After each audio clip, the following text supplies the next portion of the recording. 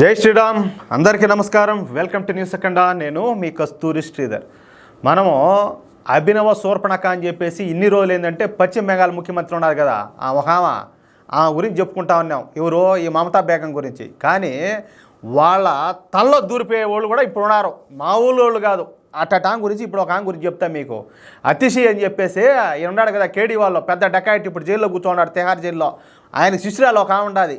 ఆమె వచ్చేసి ఇప్పుడు ఈయన జైల్లో ఉన్నాడు కదా, ఇంకెందనాగాక ఇంకా కుదరకేందంటే ఈయన రాజీనామా చేసి ఆయన శిష్యురాలైనటువంటి ఈ అతిశిని ఇప్పుడు ముఖ్యమంత్రి చేయాలని చెప్పేసి ఒక నిర్ణయం తీసుకున్నాడు. ఎంతకో ఈమె ఎవరు, ఈ అతిశి ఎవరు, ఈమె కథ ఏంది, ఈమె కహాని ఏంది ఈమె కథ ఏంది అనేది నేను ఒకసారి ఆమె గురించి చెప్పే ప్రయత్నం చేస్తా. ఈ అరవింద్ కేజ్రీవాల్ ఎంత పెద్ద డకాయిట్టో ఇంతకు మించి అనమాట. ఏం కూడా అట్టాడిది అవతల చూడబోతే అరవింద్ కేజ్రీవాల్ ఒక్కడే ఉన్నాడు. కానీ ఈడ చూడబోతే ఫ్యామిలీనే పెద్ద ఇదేందన్నట్టు దొంగల మూట అంటారు కదా, ఆ మాదిరిగా అంతా చెప్తా చూడండి, తర్వాత మీకే అర్థమైపోతుంది. అతిశి ఢిల్లీ రాష్ట్రానికి కొత్తగా ఎన్నికైన ముఖ్యమంత్రి ఈ అతిశి ఆమ్ ఆద్మీ పార్టీ నేత. పైగా ఏంటంటే ఇందాక నేను చెప్పినట్టు ఈ అరవింద్ కేజ్రీవాల్కు ఈ కేడీవాల్కు అత్యంత సన్నిహితురాలు. అంటే ఒక రకంగా చెప్పాలంటే శిశురాలు అని చెప్పుకోవచ్చు. మరొక 4-5 రోజుల్లో ఈ అతిశి ఏంటంటే ఢిల్లీ ముఖ్యమంత్రిగా ప్రమాణ స్వీకారం చేయనున్నది. దరిద్రం ఏంటంటే ఎవరు బట్టే వాళ్ళు నాయకులు అయిపోవడము, ఎవరు బట్టే వాళ్ళు ముఖ్యమంత్రులు అయిపోవడము. ఏమి కర్మో ఈ దేశం చేసుకునే దౌర్భాగ్యం ఏందో ఇటు వాళ్ళందరినీ మోయాల్సి వస్తున్నది.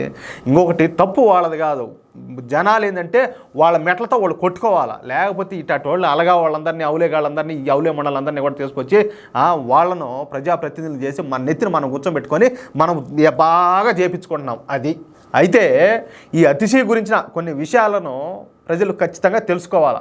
అందుకే ముందు ఈ అతిశి గురించి తెలుసుకుందాం. ఈ అతిశి పూర్తి పేరు వచ్చేసి అతిశి మర్లేనా.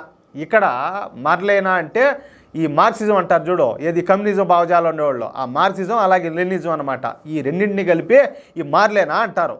ఏమా కరుడు కట్టినటువంటి కమ్యూనిస్టువాది. కమ్యూనిస్టులు ఎట్టేటోళ్ళు మీకు తెలుసు కదా, పచ్చి హిందూ వ్యతిరేకులు, పచ్చి దేశ వ్యతిరేకులు. అయినప్పటికీ రాజకీయాల్లోకి ప్రవేశించిన తర్వాత తన పేరులో ఉన్న ఈ మార్లేన్ అనే తోకను వదిలించుకొని అతిశి సింగ్గా పేరు మార్చుకునేది. ఇక ఏ ఎండక ఆ గొడుగు పట్టే రకం అన్నమాట ఈవిడ గారు. దీంతో ఏంటంటే ఈ కమ్యూనిస్టు సిద్ధాంతాలకు కొంచెం దూరంగా జరిగి ఈ బూర్జువా సిద్ధాంతాలకు దగ్గరైంది. ఇక ఈ అతిశి మర్లేనా తల్లిదండ్రుల పేర్లు విజయ్ సింగ్, అలాగే తృప్తావాహి. వీళ్ళు సామాన్యులు కాదు. నేను చెప్పినా కదా, ఎవరో అభినవ శూర్పణఖ అని చెప్పేసి మనం ఈ మమతా బేగం అంటాం. ఆ తలలో దూరిపోయేది ఈ అతిశి.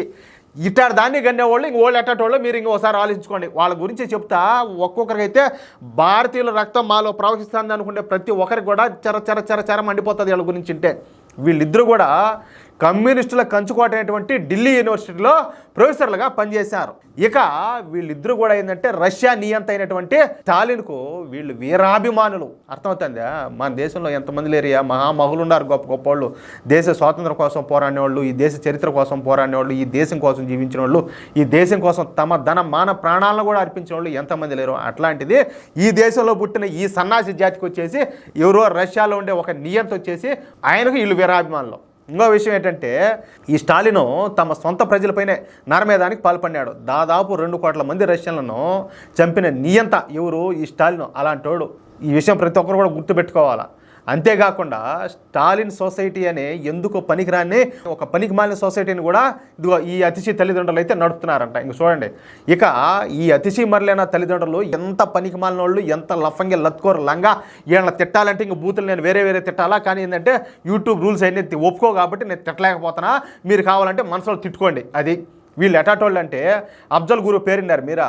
ఈ అఫ్జల్ గురు అనే తీవ్రవాదికి ప్రాణభిక్ష పెట్టమని చెప్పి కోరుతా సంతకాలు పెట్టి ఏకంగా రాష్ట్రపతికి లేఖలు రాశారు. ఈ అతిశి వాళ్ళ అమ్మానైనా వీళ్ళ అమ్మా బాబు. ఇక్కడ మనం ఈ అఫ్జల్ గురు గురించి తెలుసుకోవాలా. ఎందుకంటే కొంతమందికి ఏదన్నా తెలిసి ఉండకపోవచ్చు మేబీ. వీడేంటంటే ఒక పచ్చి నెత్తురు దగ్గర రాక్షసుడు. ఎవడు? ఈ అఫ్జల్ గురుగాడు. తీవ్రవాద నాయకుడు. 2001 డిసెంబర్ 13వ తేదీన మన పార్లమెంటుపై, మన దేశానికి చెందిన మన భారత పార్లమెంటుపై దాడి చేయించి 10 మంది సైనికుల మృతికి కారణమైన వాడే ఈ అఫ్జల్ గురుగాడు. అంతేకాకుండా అప్పట్లో కాశ్మీర్లో అనేక బాంబు పేలుళ్ళు వెనక్కున్నది కూడా ఈ అఫ్జల్ గురినే. అలాంటి జిహాదీ గాడికి ప్రాణభిక్ష పెట్టమని చెప్పి సాక్షాత్తు ఈ అతిశి మరలేనా తల్లిదండ్రులైన ఈ విజయ్ సింగ్ అలాగే తృప్తావాహిలో నేరుగా ఏంటంటే రాష్ట్రపతికి లేఖ రాశారు. అర్థమవుతుందా? అలాంటి వాళ్ళ కడపను పుట్టిన ఈ అమ్మగారు ఇప్పుడు ఢిల్లీకి ఇప్పుడు ఢిల్లీ అంటే ఏంది, మన దేశానికి గుండెకాయ మాదిరా, మనకు అదే కదా ఇప్పుడు మన దేశానికి రాజధాని. అలాంటి ఢిల్లీ రాష్ట్రానికి ఈవిడ గారు ఇప్పుడు ముఖ్యమంత్రి అవ్వబోతున్నారు. ఇంకా చూడండి, ఢిల్లీ రాష్ట్ర ప్రజలు చేసుకున్న దరిద్రం ఏందో, దౌర్భాగ్యం ఏందో, వాళ్ళు చేసుకున్న పాపం ఏందో, ఇంకా ఆ రాష్ట్రంలో పరిపాలన అనేది ఎట్టుంటుందో, ఇంకా అక్కడ ఉండేటటువంటి దేశ వ్యతిరేక శక్తులు, హిందూ వ్యతిరేక శక్తులు వాళ్ళు ఇంక ఎంతగా రెచ్చిపోతారో దీన్ని బట్టి మనం అర్థం చేసుకోవచ్చు.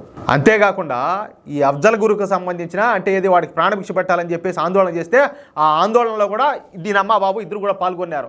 పైగా ఏంటంటే కార్గిల్ యుద్ధం అప్పుడు చనిపోయినటువంటి సైనికుల కోసం సైనికుల్ని ఇది వసూలు చేస్తూ ఉంటే ఈ అతిశీ తల్లి ఆమె ఏమనిందో తెలిసిన, చావడానికే జీతం తీసుకునే వాళ్లకు మనం డబ్బులు ఎందుకు సాయం చేయాలంట మాట్లాడింది.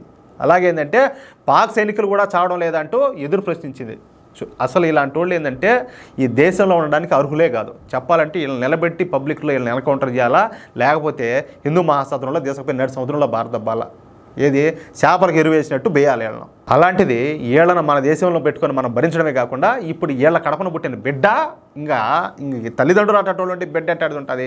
ఆ బిడ్డ ఇప్పుడు ఏంటంటే ఏకంగా ఢిల్లీకి ముఖ్యమంత్రి అవుతుంది. ఇంకొక విషయం ఏంటంటే కాశ్మీర్ తీవ్రవాది గిలానీతో వీళ్ళిద్దరికి కూడా చక్కటి సత్సంబంధాలు ఉన్నాయి.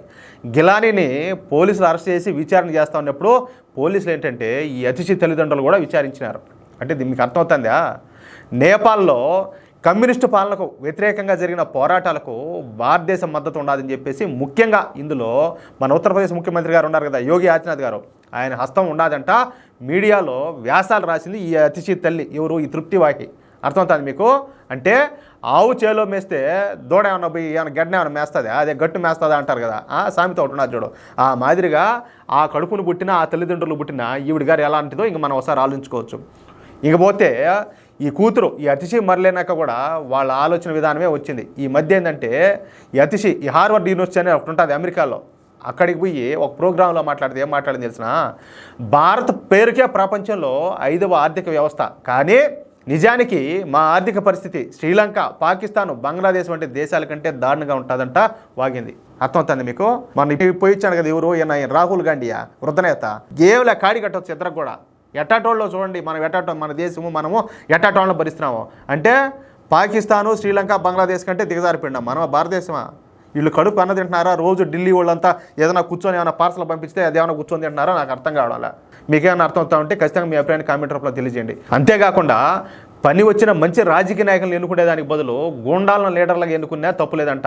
2019లో ఒక మీటింగ్లో ఏంటంటే ప్రజలకు ఒక ఉచిత సలహా కూడా ఇచ్చింది ఈవిడ గారు.